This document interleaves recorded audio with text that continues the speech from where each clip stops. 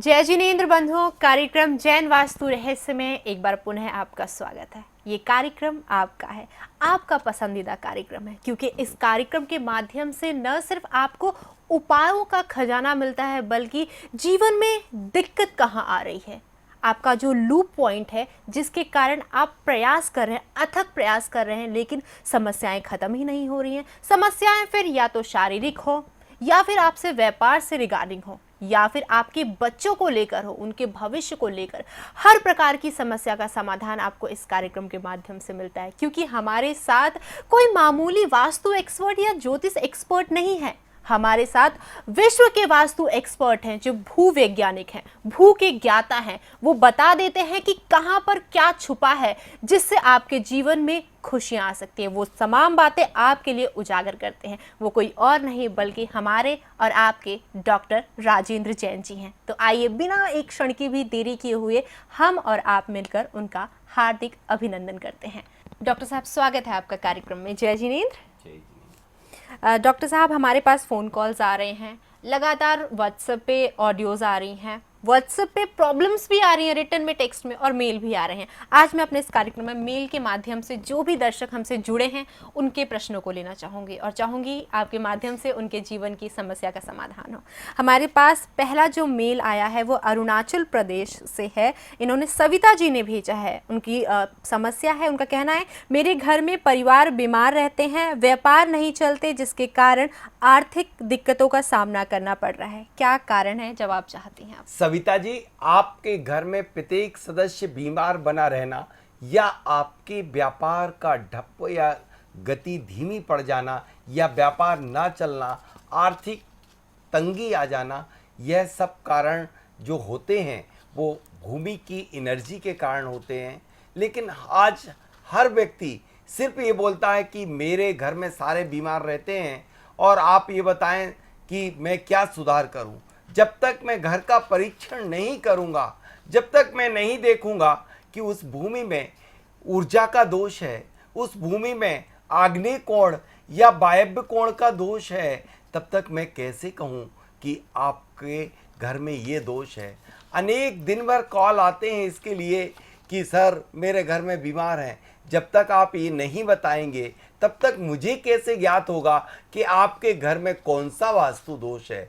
मैं जो 2 और 3 और 4 ऑप्शन होते हैं वो मैं बता सकता हूं, लेकिन कंफर्म तो आपकी आंखों से दिख रहा है। आप ही बता पाएंगे कि कौन सा दोष है, क्योंकि मैंने जब प्लाट और भवन को देखा नहीं, फिर भी मैं कैसे बता सकता हूं। इसलिए मेरे सभी दर्शकों से निवेदन है कि यदि जो भी प्रश्न करें वो बहुत क्लियर करें कि उनके भूखंड में, उनके ईशान, आग्नेय, नैऋत, वायव्य, ब्रह्मस्थल या दिशाओं में अमुक दोष है। ये ना पूछें कि मेरे घर में सब बीमार, मेरा व्यापार ठप्प। यदि इतने से वास्तु होती तो कोई दुनिया का कोई वास्तुविद ज्ञाता नहीं। और मैं खुलेआम कहता हूं, मैं इतना बड़ा ज्ञाता, या मैं यहां से आंख बंद करूं और आपकी पूरी फैक्ट्री को देख लूं, आपके पूरे घर को देख लूं, ऐसा मेरे में संभव नहीं है। इसलिए आपको जो मोटे तौर पर मैं 2 नुस्खे देता हूं कि आप भूमि की एनर्जी को ठीक करें, और आपके घर में बीमार रहना यानी कि आप अपने आग्नेय कोण का परीक्षण करें, साथ साथ ईशान कोण को भी देखें, कहीं गंदा कचरा ईशान कोण पे तो नहीं पड़ा रहता है, जिसके कारण भी बीमारियां होती हैं। अब बात आती है व्यापार की, तो व्यापार जब बीमारियां होंगी तो व्यापार की गति ऑटोमेटिक कम हो जाएगी। व्यापार में भी 3 कारण होते हैं। व्यापार की भूमि जो है उसकी एनर्जी डिस्टर्ब होने से, तत्व का संतुलन ना बनने से, और आपका जो भी भूमि का या भवन जो भी व्यापार है उसका ओरिएंटेशन यदि सही नहीं है, तब भी आपका व्यापार सही गति नहीं पकड़ पाता है। जैसे कि कहूँ किसी भी व्यापारिक स्थल पर, जैसे कि कल मैंने एक बहुत बढ़िया प्रोजेक्ट देखा एक दिल्ली में, और 12 साल से वह उसे निर्माण कर रहे, लेकिन कुछ भी माल नहीं बेच पाए, क्योंकि ब्रह्म स्थल में लिफ्ट बना दी। लिफ्ट का जो खोखा था, गड्ढा था, वो ब्रह्म स्थल में कर दिया। अब ऐसे में कैसे गति प्राप्त हो? इसलिए कभी भी गति नहीं मिल पाती है कुछ कारणों के कारण। लेकिन जब तक आप या तो नक्शा भेजें या फिर नक्शा भेजने से भी काम नहीं बनता जब तक कि उस भूमि का परीक्षण नहीं किया जाए। जी बिल्कुल डॉक्टर साहब, और यहाँ पर जो आपने जिस तरीके से उत्तर दिया वो वास्तव में ये दर्शाता है कि किस तरीके से आप अपने आप को हमारे दर्शक से कनेक्ट करते हैं। लेकिन एक रिक्वेस्ट यहाँ पर दर्शकों से भी करना चाहूँगी कि आप जो प्रश्न पूछते कृपया कर वो ध्यान में रख के पूछे कि एक्चुअल में आपकी समस्या क्या है, क्योंकि हम यहाँ से देख नहीं सकते कि आपकी भूमि किस भूमि का जो जहाँ पर निर्माण किया है उसके अंदरूनी पार्ट्स में क्या है, किस तरीके से कौन से दिशा में आपने क्या चीज़ निर्माण किया है। ये सब बहुत सारी ऐसी बारीक चीज़ें होती है जिसका ध्यान में सही तरीके से बताना बहुत ज़रूरी होता है। उसके लिए आपको पर्सनली अपॉइंटमेंट लेना पड़ेगा और इस कार्यक्रम के माध्यम से आप उन समस्याओं का समाधान पूछिए जो वास्तव में हम दे सकें। और इसी के साथ एक चीज़ और बताना चाहूँगी अपने दर्शकों को, आप कार्यक्रम के अंत तक बने रहिए क्योंकि आज से हम अपने कार्यक्रम में वास्तु टिप शुरू करने जा रहे हैं। क्योंकि जब आपको पता रहेगा कि वास्तु क्या है, किस तरीके से हमें उसे जीवन में उतारना चाहिए, तो आप वास्तव में वास्तु को समझ पाएंगे और वास्तु टिप का भी फायदा उठा पाएंगे। जी बिल्कुल डॉक्टर साहब, मैं सही कह रही हूँ कि वास्तु टिप बहुत जरूरी होती है लाइफ में, कि उसको जानना कि वास्तु पूरे एपिसोड का सारा निचोड़ तो टिप्स ही है। जी बिल्कुल, तो उसके लिए आपको एपिसोड के अंत तक बने रहना होगा। आगे बढ़ते हैं। अगला मेल जो आया है राखी जी का है, गुजरात से उन्होंने किया। उनका कहना है मेरे पास पैसे का इंतज़ाम नहीं हो पा रहा है, लेकिन मैं आपकी जो ट्रेनिंग है वो लोगों से सुनती हूँ, उसके माध्यम से बहुत सारे लोगों ने बहुत सारी चीज़ों की जानकारी प्राप्त की है। सचमुच थैंक यू सो मच राखी जी, अगर आप ऐसा सोचती हैं। और वो आगे कहती हैं कि मैं ट्रेनिंग का हिस्सा बनना चाहती हूँ, तो क्या मेरे लिए कुछ कंसेशन हो जाएगा? तो क्या कहना चाहेंगे? राखी जी, यदि आपको आर्थिक तंगी है जी, निश्चित रूप से, यदि वास्तव में आपको है, तो मैं कंसेशन नहीं, मैं तो कितने हमारे बैच ऐसे निकले जिनमें 5-5 कैंडिडेट भी निशुल्क रहे, भले मेरी सीटें भी फुल हो जाएं। यदि आपको आर्थिक तंगी है, पैसा नहीं है और आप रोजगार भी इसको बनाना चाहती हैं और इससे अर्थ कमाना चाहती हैं, हमारा संस्था पूरी तरह से आपको ट्रेनिंग देगा। आप कंसेशन लायक हैं तो कंसेशन देगा और निशुल्क लायक हैं तो निशुल्क करेगा। अगले दर्शक जिन्होंने हमारे पास अपनी समस्या भेजी है वो है राकेश जी हैं मुंबई से। इनका कहना है भोजन करते वक्त हमारा मुख साउथ दिशा में रहता है, क्या ये ठीक है? कदापि ठीक नहीं है। यदि आप दक्षिण में मुख करके भोजन ग्रहण करते हैं तब आपका पेट में नहीं जाता है भोजन, ऐसा माना गया है। ये कैसे तथ्य है कि पेट में खाते तो मुख से, जाता तो पेट में ही है? खाते तो मुख से हैं लेकिन जाता पेट से, मतलब है आहार नलिका में।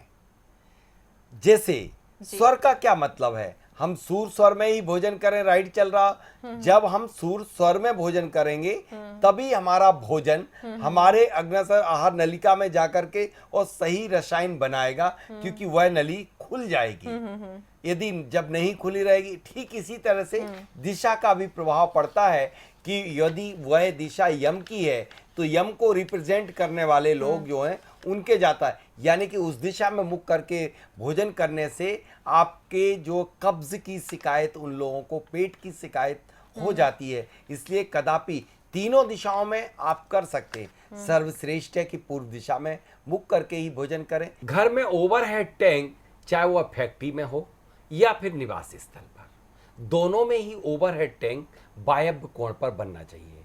लेकिन बहुत सारी पुस्तकों में या बहुत सारे वास्तुविद अभी तक नैऋत्य कोण यानी कि साउथ वेस्ट में ही ओवरहेड टैंक बनवाते आए। ओवरहेड टैंक से अभिप्राय यह है कि जल का एक टांका, और जल रिप्रेजेंट करता है चंद्रमा को, और चंद्रमा का वास होता है ज्योतिष के अनुसार या वास्तु के अनुसार वायव्य कोण पर, नॉर्थ वेस्ट में। तो नॉर्थ वेस्ट में जब चंद्रमा होता है तो चंद्रमा की रश्मियां ही उस पूरे के पूरे जल को अपनी आभा से, अपनी तरंगों से, अपनी किरणों से, अपनी ऊर्जा से उसे एनर्जेटिक कर देती हैं। लेकिन इंफ्रारेड किरणें साउथ वेस्ट में आती हैं और पूरे पानी को दूषित कर देती हैं। आपको ऊंचाई देना है वो साउथ वेस्ट में देना है, लेकिन उससे थोड़ी सी कम ऊंचाई पर आपको ओवरहेड टैंक वायव्य में ही बनाना चाहिए, क्योंकि चंद्रमा की लोकेशन होती है।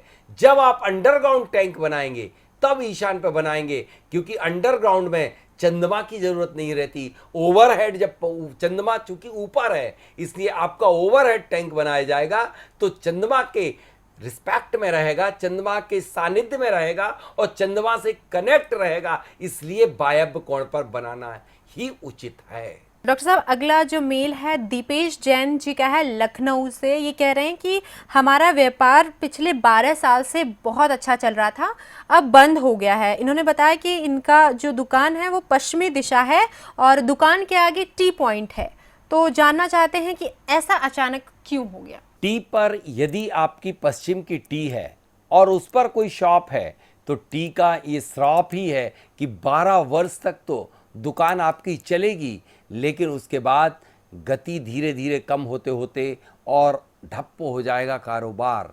चूंकि वह टी आपकी साउथ वेस्ट की है या वेस्ट में बनी हुई है, वेस्ट पश्चिम मुखी आपका दुकान है, तो वह टी निश्चित रूप से वह साउथ वेस्ट या फिर नॉर्थ वेस्ट में बन रही होगी, जिसके कारण आपको परेशानी हो रही होगी। इससे बेहतर है कि आप अपनी दुकान का स्थान परिवर्तन कर दें और आप कहीं और जगह अपनी दुकान चालू कर लीजिएगा, तो आपका कारोबार पुनः चल जाएगा। डॉक्टर साहब, अगली जो मेल आई है आशु की है पुणे से। वो कह रहे हैं कि मेरा कोई भी व्यापार नहीं चलता, किसी भी व्यापार में सफलता नहीं मिलती है। कई लोगों से पूछा तो वास्तु जो ज्योतिष हैं उनसे पूछा, ज्योतिषाकार से, वो कहते हैं काल सर्प दोष बताते हैं। तो पूछना चाहते हैं क्या है काल सर्प दोष, किस तरीके से, अगर हम वास्तु में क्या ये कुछ ऐसा रिलेटेड है, तो ये तमाम प्रकार की जानकारी लेना चाहते हैं। आशु जी, आज की डेट में पूरा भारत काल सर्प की चपेट में आ चुका है। मुझे तो ऐसा लग रहा है कि भारत एक ऐसा देश बन गया अंधविश्वास का जिसकी कोई लिमिट नहीं है।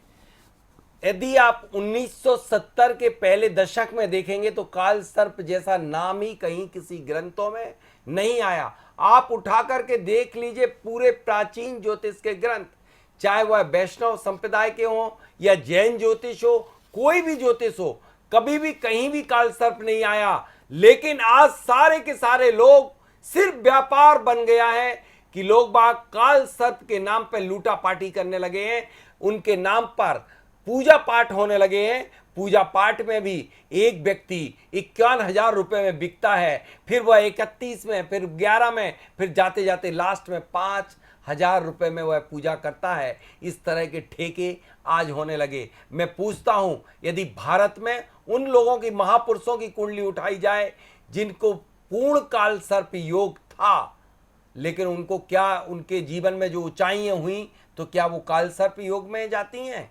जैसे कि इंदिरा गांधी को पूर्ण काल सर्प योग था, महात्मा गांधी को काल सर्प योग था, पंडित जवाहरलाल नेहरू को काल सर्प योग था। यदि मैं लिस्ट गिनाऊं तो 1 घंटे लग जाएंगे। मैं कहता हूं काल सर्प कुछ होता ही नहीं है। मैं पूछता हूं, जैनिज्म में क्या कोई बेंतर बाधा को आप मानते हैं? क्या बेंतर बाधा की पूजा करते हैं? तो क्या है पित्त दोष?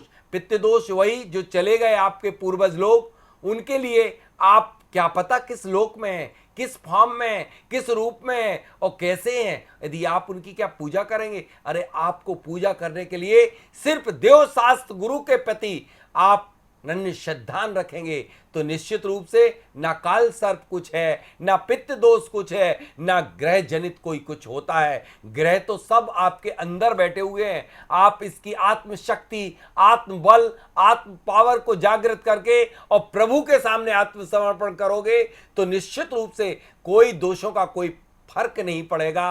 तुम पाद पंकज रजोमित दिग्ध देहा, प्रभु तुम्हारे चरणों की रज को माथे पे लगाने के बाद दुनिया का कोई भी कष्ट नहीं हो सकता है।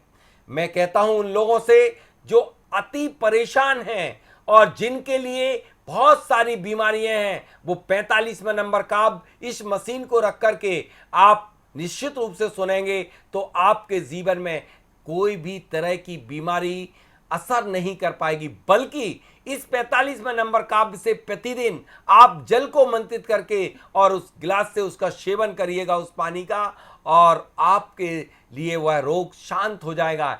जिन लोगों के लिए कैंसर इत्यादि है, यह मशीन में मुझे आप कॉल करिए, मैं यह पूरी की पूरी मशीन आपको मुफ्त में प्रदान करूंगा। मेरे निवास से आप लेकर के जाइएगा। जी डॉक्टर साहब, अब अगले सेगमेंट की ओर बढ़ते हैं जिसका नाम है आज का वास्तु टिप। तो जानना चाहेंगे कि पहला आज का जो वास्तु टिप देने जा रहे हैं वो क्या है? आज का पहला वास्तु टिप्स तो हमारे गुरुदेव के नाम पर होगा। आप अपने प्रवेश द्वार पर यदि गुरु की फोटो लगाएंगे तो गुरुत्वाकर्षण प्राप्त होगा और निश्चित रूप से आपका दिन बहुत शुभ मंगलमय होगा। यदि इसके साथ साथ आप 2 द्वारपाल भी अपने मुख्य दरवाजे के आजू बाजू में रख लेते हैं तो अब आपके घर में ना बैंतर बाधा, ना चोरी चमारी कभी कुछ भी नहीं हो सकती है। एक और हेल्थ से संबंधित मैं टिप्स देता हूं कि यदि जिन लोगों के लिए स्किन से संबंधित कोई रोग, चर्म रोग इत्यादि हो जाते हैं, वह अमर बेल को यदि घिस करके लगाते हैं तो निश्चित रूप से उस रोग से भी निजात मिल सकती है। जी बिल्कुल, इसी टिप के साथ अपने आज के इस कार्यक्रम को यहीं समाप्त करते हैं, लेकिन जाने से पहले एक बार पुनः आप सभी को याद दिलाना चाहूँगी 27, 28, 29, 30 अगस्त यानी आने वाली इस 4 तारीखों को आप भी सीख सकते हैं वास्तु के बारे में, जानकारी प्राप्त कर सकते हैं आखिरकार वास्तु है क्या, कहाँ से शुरू हुआ, कहाँ अंत है, किस तरीके से आप वास्तु के माध्यम से अपने जीवन में आ रही विभिन्न प्रकार की समस्याएं, चाहे वो स्वास्थ्य संबंधित हो, चाहे वो व्यापार संबंधित हो, बच्चों के भविष्य से लेकर हो, घर में कलेश हो रही हो, शांति नहीं आ पा रही हो, आपका दिमाग जो है वो समझ में नहीं आ रहा है कहाँ पर लगाया जाए, क्या किया जाए, क्या नहीं किया जाए, इन सभी चीज़ों से आपको निवारण मिलेगा। इस जो ट्रेनिंग होने जा रही है ऋषभ विहार दिल्ली के अंदर। तमाम प्रकार की डिटेल्स जानकारी आप प्राप्त कर सकते हैं, नंबर जो टीवी स्क्रीन पर बने हुए हैं। आज के लिए इतना है। डॉक्टर साहब बहुत बहुत धन्यवाद एक बार आपका फिर से। जय जिनेन्द्र।